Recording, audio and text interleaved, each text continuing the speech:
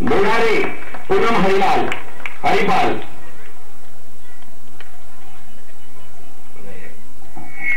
उके तेजस्विनी हरिपाल। विरुद्ध साहेबांना विनंती करतो, मुलगी असेल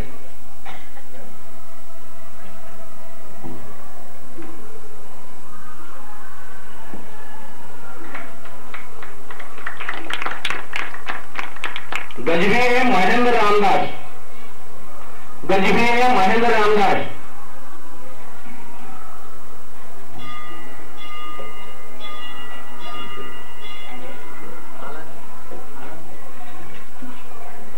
मी लांजेवार सरांना विनंती करतो की त्यांना महानीय बाबा पारितोषिक देतील, पुष्पवृष्टी देण्यात यावी, त्यांनी तो स्वीकार करावा। पुढच्या वर्षी सुद्धा हा उपक्रम आपण इथे राबवणार आहोत। तरी सर्वपंथीय बंधू आणि भगिनींना विनंती करतो की पारितोषिक वितरण सोहळा आहे आणि तो आहे यावर्षी नव्याने सुरू करण्यात आलेला, ज्यांना जिल्हास्तरीय, विदर्भस्तरीय किंवा राज्यस्तरावर कोणत्याही क्षेत्रामध्ये ज्यांनी विशेष प्रावीण्य प्राप्त केलेला आहे अशा मानभाव युवकांचा सत्कार करण्याचं आम्ही यावर्षी ठरवलेलं होतं। 200 लोकांकडे आम्ही जाऊन भेटलेलो होतो। काही लोकांनी येण्याचं आम्हाला दर्शवलेलंही होतं, परंतु इथं जी उपस्थिती आम्हाला प्राप्त झाली, इथं जे नावं आम्हाला प्राप्त झालेत वेळेवर, ते फार कमी आहेत। जुडो कराटेमध्ये महाराष्ट्र लेवलवर किंवा एकांक स्पर्धेमध्ये महाराष्ट्र लेवलवर ज्यांनी पारितोषिक मिळवलेली आहेत असेही लोक मानभाव संप्रदायामध्ये आहेत, तर ते लोक अजून आलेले नाहीत। आता जे लोक आलेले आहेत, उपक्रम घेतलेलाच आहे, तर जे लोक आलेले आहेत आणि ज्यांनी विशेष प्रावीण्य प्राप्त केलेला आहे त्यांचा शाल आणि श्रीफळ देऊन आपण या ठिकाणी सत्कार करतोय। त्यामध्ये पहिलं नाव मी जिथं अनाउन्स करतोय ते आहे कुमारी प्रांजली खांडेकर। या मुलीच्या माध्यमातून अखिल भारतीय गंधर्व विद्यालयामध्ये मेरिट मध्ये येण्याचा बहुमान तिला प्राप्त झाला 2006 ला, आणि ती सिंथेसायझर ची सुद्धा एक कलाकार आहे, त्यातही तिला पारितोषिक प्राप्त झालेलं आहे। मी आदरणीय बाबांना विनंती करतोय आणि सर्व मोठ्यांना विनंती करतोय की या मुलीचं, कुमारी प्रांजली खांडेकर, गायनाच्या संबंधाने शाल आणि श्रीफळ देऊन तिचं स्वागत करावं, तिचा सत्कार करावा।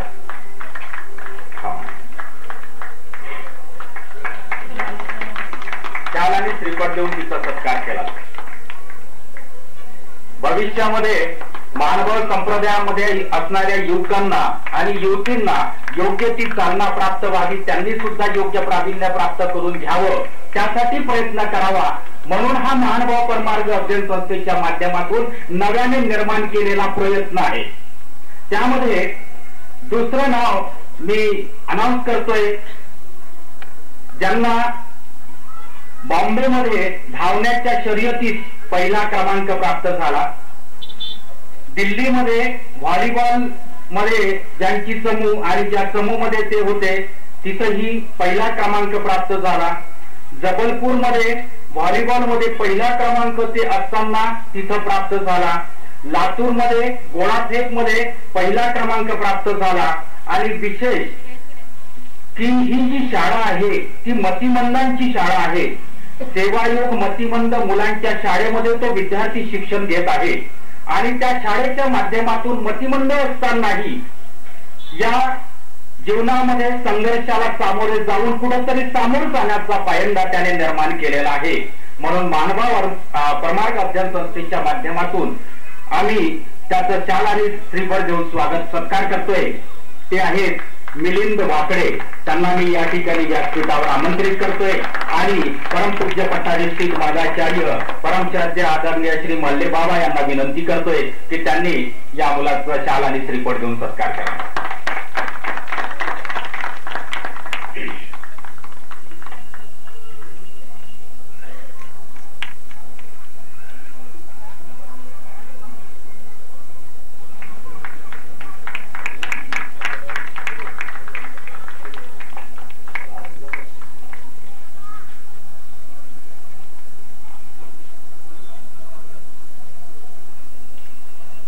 त्यानंतर परत एक नाव इथं आम्हाला प्राप्त झालंय.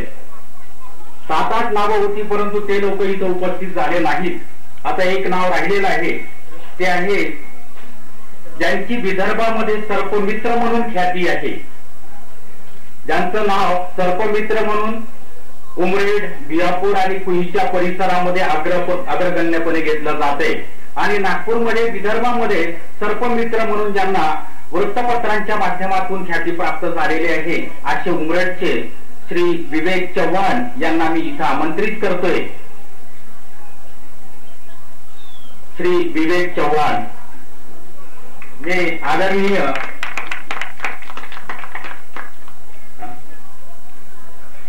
यक्षदेव बाबांना विनंती करतोय की त्यांनी विवेक चव्हाण यांना शाल आणि श्रीफळ देऊन त्यांचा सत्कार करावा.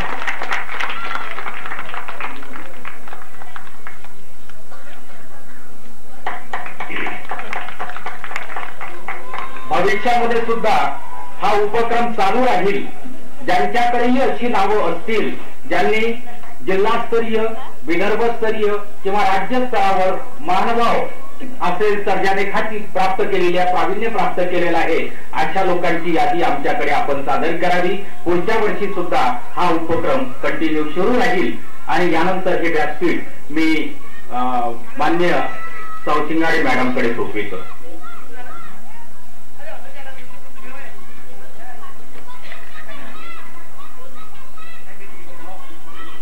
पारितोषिक सोहळा संपन्न झालेला आहे. यानंतर अध्यक्षीय भाषणाकडे वळूया. परमपूज्य पट्टाधीष्ठित महंत श्री चिरडे बाबा महानुभाव मुक्काम निफाड, जिल्हा नाशिक यांना मी अध्यक्षीय भाषणासाठी आमंत्रित करीत आहे.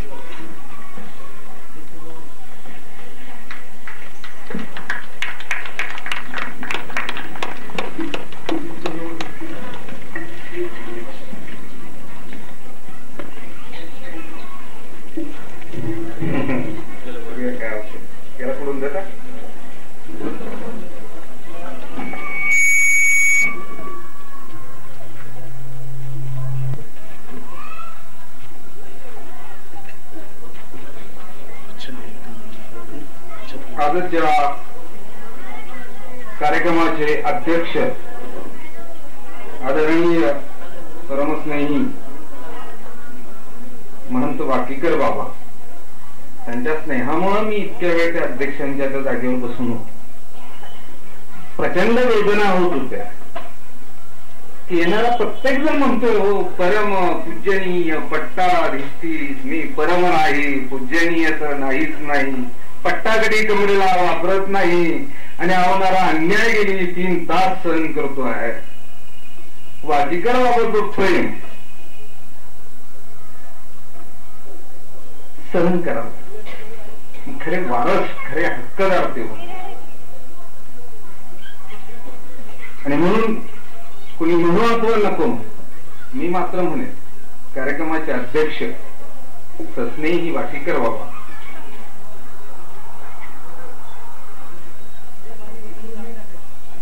ज्या काशीच्या भूमीचा एक रगड्याने कपाळाला लागला तर जन्मोजन्मीची पातकं नसतात. त्या काशीमध्ये प्रभू श्री गोविंद प्रभूंची सेवा करत करत आयुष्य व्यतीत करणार जीवन हे नक्कीच परम पवित्र असलं पाहिजे. या परम पावित्र्याला पोहोचलेली आदरणीय श्रद्धेय यक्षदेव बाबाजी, चुकून म्हटलं गेलं त्यांचे माझे गुरुवर्य म्हणून महंत बाबा चिरडे, तिसरा स्नेही म्हणले. माझे स्नेही बऱ्यापैकी तुमच्या लक्षात आलं असेल,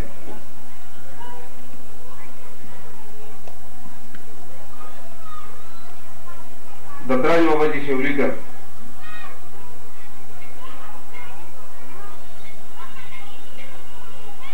व्यासपीठावर असलेली सर्व आदरणीय संत ज्यांच्या प्रयत्नातून हा कार्यक्रम साकार होतो आहे,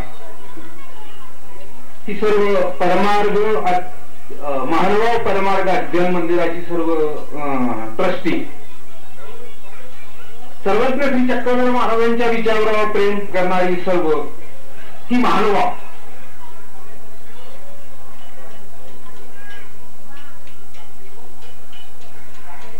सज्जनो, अतिशय सुंदर कार्यक्रमाची सुरुवात झाली. मी मंडपातनं थोडा वेळ जेव्हा बाहेर गेलो होतो तेव्हा रांगोळ्या काढायची सुरुवात झाली. देखणं आहे हो, पण काय करू, माझा स्वभाव विचित्र आहे. अगोदर आपण ओळख करून घेऊया. माझ्या नावापासून जर ओळख केली ना तर माझं नाव विक्षिप्त आहे, विचित्र आहे. चिरडे नाव कुणालाही आवडणार नाही असं विचित्र आहे. हा, स्वभाव जर म्हणाल तर पराकोटीचा आक्रमक आहे, शांतता मान्य नसते.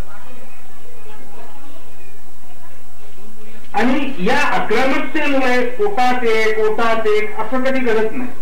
त्याचं पर्याय काय होईल, नागपूरवाल्यांनी कधी बोलवलंच नाही, परत कधी बोलवलंच नाही याची सुद्धा खंत नसते. असं करत नाही. एक वांग्याची गोष्ट मी नेहमी सांगत असतो की एका मालकाला त्याच्या गड्यानं विचारलं, मालक भाजी काय करू स्वयंपाकात. मालकानं सांगितलं काय आहे भाजीला. त्यानं सांगितलं मालक वांगे सट आली, वांगे सट. म्हणजे तुम्हाला वांगे खाणं अतिशय चांगलं असतं, शरीरात फार चांगलं असतंय. वांग शरीराला पोषक असतं. या वेळेला त्याच्या नावानं यात्रा भरवल्या जातात. एक दिवसच ठरलेला आहे वांग्यासाठीचा आणि वांग खाल्लं पाहिजे. देवानं त्याच्या डोक्यावर मुकुट चढवलेला आहे. अगदी वरपा तुम्ही त्याला असं देठ असतो, तो मुकुट असतो. मुकुट चढवलेला इतकं वांग चांगलं आहे. मालकानं सांगितलं अरे वा, चांगली गोष्ट आहे, करून टाक वांग. याने वांग केलं, मालकाने खाल्लं. 5-6 दिवस गेले, त्याच्या लक्षात आलं की मालकांना वांग बऱ्यापैकी आवडत. याने परत 5-6 दिवसाने विचारलं, मालक वांग करू का. मालकाने थोडं तोंड वाकडे केले. याने सांगितलं वांग हरामखोर असतो. अतिशय नालाय. बरी जमिनी कसं सुद्धा फोडून काढतो, इतकं हलकट वांग असतं. आणि देवाने त्याच्याकरता त्याच्या डोक्याला खुंटी ठोकलेली आहे. 8 दिवसापूर्वी तो मुकुट होता, 8 दिवसाने त्याची खुंटी झाली. ही प्रवृत्ती माझी नाही बोलवणार चालेल. मला जे वाटतं ते मी बोलून जाणार. मला इथं बोलवणाऱ्यांचं जे प्रेम आहे ना ते फक्त तेवढ्या स्वभावावर त्यांनी ते केलेलं आहे. मला बोलवण्यापाठीमागचा उद्देश मला माहिती आहे. म्हणजे विद्वान म्हणून बोलवला गेला नाही, फटकळ म्हणून बोलवला गेलेला आहे. आणि म्हणून मी माझी गुण झाकून इथे जाणार नाही. रांगोळीपासून या कार्यक्रमाची सुरुवात झाली. थोडं पाणी रांगोळीपासून या कार्यक्रमाची सुरुवात झाली. अतिशय सुंदर कल्पना आहे. प्राध्यापक सरणी बाळाच्या कल्पनेची माहिती झाली. पण माऊली हो, तुमच्या दृष्टीने अतिशय धोक्याचा सिग्नल आहे, लक्षात ठेवा. अतिशय धोक्याचा सिग्नल जर म्हणाल तर तो हाच आहे. सामाजिक विषमता निर्माण होण्याची जागा कोणती असेल ना ती हीच. तो हाच क्षण, याच क्षणाला सामाजिक विषमतेची बीजं पेरल्या जातात. लक्षात घ्या. इथेच आपण मागे पडलो आहोत. कुणी आम्हाला बाजूला टाकलं, कुणी आमची अवहेलना केली हो. कुणी नाही. आमची अवहेलना करणारा कुणी नाहीये, आम्हाला बाहेर टाकणारा कुणी नाहीये, आम्हाला अस्पृश्य समजणारा कुणी नाहीये, आम्हाला कुणी अस्पृश्य ठरवणारा नाहीये. आम्ही अस्पृश्य नाही आहोत. आमच्यातला न्यूनगंड जन्माला ज्या क्षणी आला त्या क्षणी आम्ही खऱ्या अर्थाने अस्पृश्य झालो. आणि न्यूनगंड निर्माण